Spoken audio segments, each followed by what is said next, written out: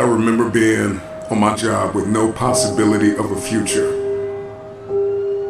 And I will never forget the moment that a man walked up to me and looked me in my eyes and told me that this was the best I would be able to do. And I came to the resolve in that very moment that greatness would be my new norm. What he said to me hit me hard. It was a metaphoric, massive blow to my face. But like a wise man once said, you gotta pick your head up like your nose is bleeding. And right where they left you for dead, elevate. Where he told me I would retire from, that this was the end of the line. I came to the resolve that I would not believe the lie. I could hear it in the air that the voice of destiny would reside in the place where he wanted me to die. I made the decision to fight for my future.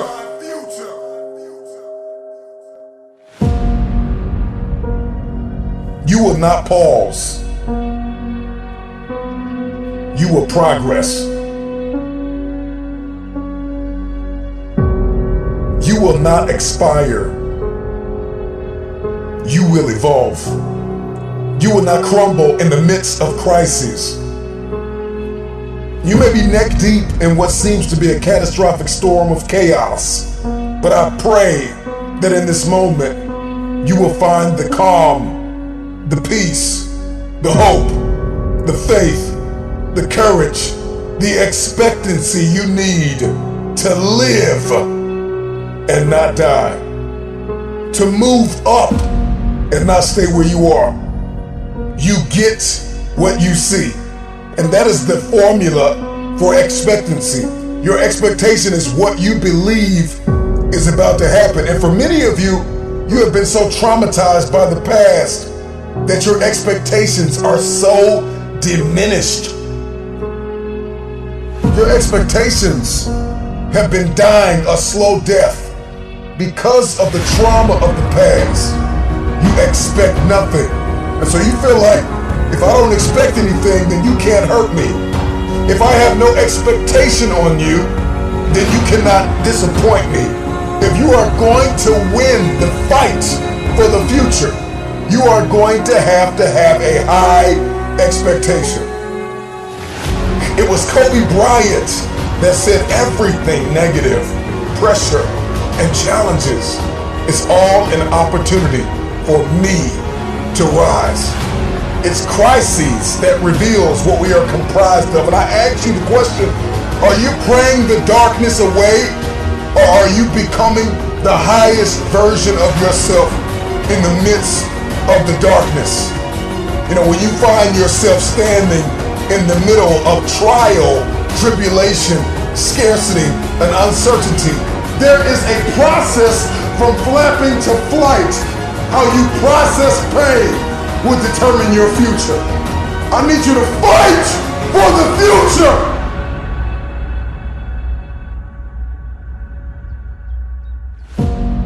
Let that sink in for a minute.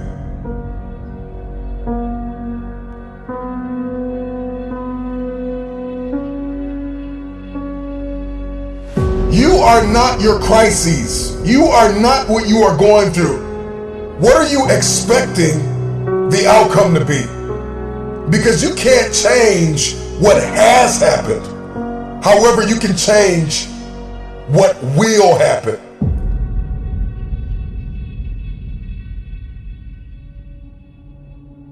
Your responsibility is, once you've gone from flapping to flight, is to protect your progress, to protect your territory. You gotta get a real boss-like mentality with your territory. All the ground that you gain, protect your territory.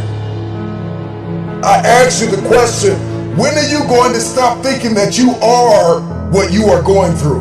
When we step into elevation and we get that, what I like to call that bird's eye view, we gain a greater perspective when we zoom out. And too many of you are guilty of becoming what you are going through. You are not what you are going through. See, in the game of life, those who have an elevated perspective will inherit the future. And it is time for you to fight for your future. How bad do you want the future? I want you to let that question sink in. Because the day you stop quacking with ducks and start flying with the eagles, all of a sudden everything changes. But you know, for many of you, you are addicted to the company of the duck. I need you to scrupulously examine the landscape of your relationships. Because if nobody told you, let me be the first one to tell you, separation precedes elevation. It's a lot of people in your life that are holding you down, that are holding you back. There are some people you're going to have to let go of in order to elevate above the noise, above the dysfunction, to be a light shining brilliantly through the darkness, above the uncertainty, high above all murky waters, beyond the pain of the test and trial.